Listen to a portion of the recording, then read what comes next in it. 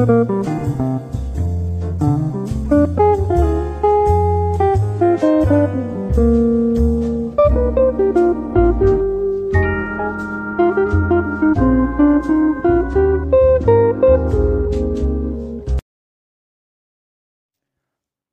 मित्रांनो, स्वागत आहे परत एकदा एक नवीन खास ब्लॉगमध्ये. आज मी आलेलो आहे बीडच्या ऐतिहासिक श्री पापनेश्वर मंदिरामध्ये. तर जाणून घेऊयात मंदिराचा इतिहास आणि पाहूयात नेमकं कसं आहे ते मंदिर.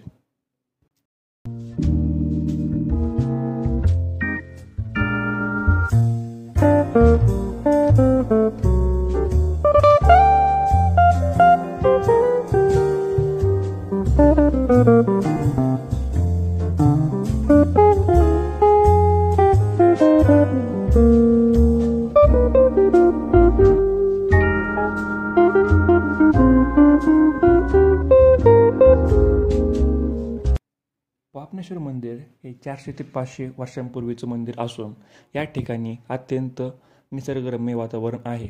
विशेष म्हणजे या महादेवाला पावणारा पापनेश्वर म्हणून ओळखले जाते. त्याचबरोबर पापाचा नाश करणारा पापनेश्वर मंदिर म्हणूनही या मंदिराची ओळख आहे. या ठिकाणी भक्तांच्या मनोकामना पूर्ण होतात अशी आख्यायिका आहे. शिवशंकर भोलेनाथ ज्याप्रमाणे एकांतात असतात त्याप्रमाणेच या पापनेश्वराचं मंदिराचं ठिकाण नैसर्गिक वातावरणात आहे. इतर दिवसही या ठिकाणी भाविकांची गर्दी असतेच, मात्र श्रावण सोमवाराला तर प्रत्येक सोमवारी या ठिकाणी मोठ्या प्रमाणात यात्रा भरलेली असते. पापनेश्वराने अनेक भक्तांना दर्शन दिलेले आहे. या ठिकाणी 16 सोमवारचे व्रत करणाऱ्या महिला मोठ्या प्रमाणात येऊन पूजा करतात. महादेवाच्या पिंडीला पांढरा शुभ्र भाताचा लेप दिला जातो.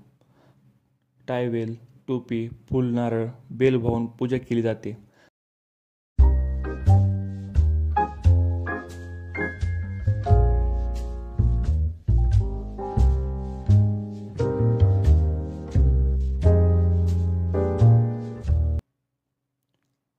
सोमवारी प्रदोष पूजा असेल त्या दिवशी महादेवाच्या पिंडीला भाताचे लेपन केले जाते.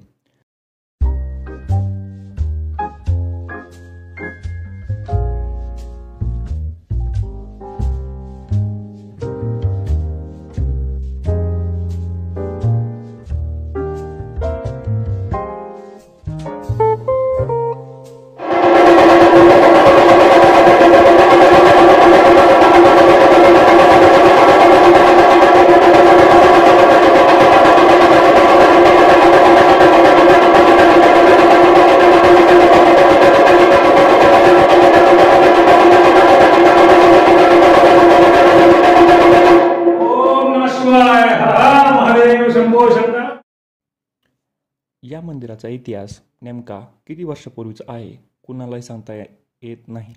सुमारे 400 ते 500 वर्षांपूर्वीचं हे मंदिर असल्याचे इथल्या स्थानिक रहिवाशांचे म्हणणे आहे. हे मंदिर पूर्वी दगडाचे मंदिर होते. या ठिकाणी जुना दगडाचा सभामंडप ही होता, मात्र तो खराब झाल्यामुळे तो वाढून नवीन सभामंडप करून जीर्णोद्धार करण्यात आलेला आहे. सर्वांनी सामाजिक बांधिलकीमधून या मंदिराचे काम केलेले आहे. त्या मंदिराला काही लोकांनी भरपूर जमीन दान केलेली होती, मात्र ती जमीन आता राहिलेली नाही.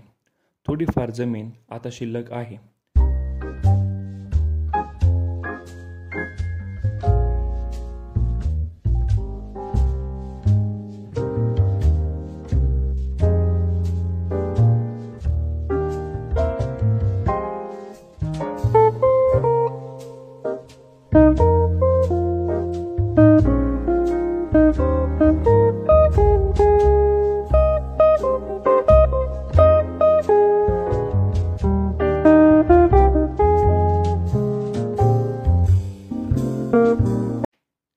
श्रावण महिन्याच्या 3ऱ्या सोमवारी आपोआप या मंदिरामध्ये पाणी येते. हे पाणी शंभू महादेवाच्या पिंडीला पूर्ण वेढा घालते. नंतर ते पाणी पुन्हा आपोआप कमी होते. त्यामुळे हे मंदिर अत्यंत पुरातन काळातील आहे. कोणत्याही हिंदूचा उत्सव असला की मोठ्या प्रमाणात या ठिकाणी हिंदू बांधव दर्शनासाठी येतात.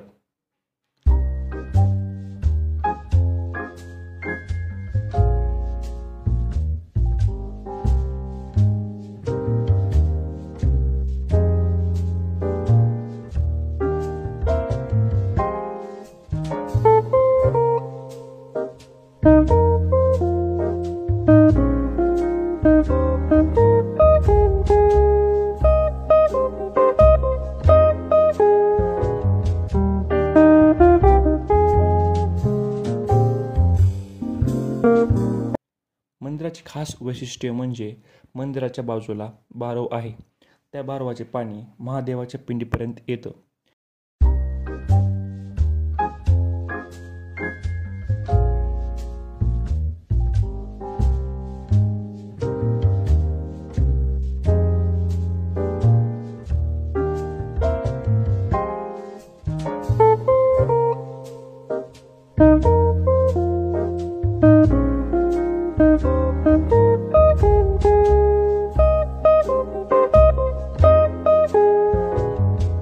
हे मंदिर हेमाडपंथी मंदिर असून बाजूला एक कुंड आहे.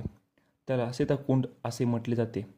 या ठिकाणी रामाने बाण मारल्यामुळे या ठिकाणी पाणी निघालेले आहे असे आख्यायिका आहे. हे पाणी कधीही आटत नाही. यांच्या नावातच पापनेश्वर नाव आहे, म्हणजे पापाचा नाश करणारेश्वर म्हणून पापनेश्वराला ओळखले जाते.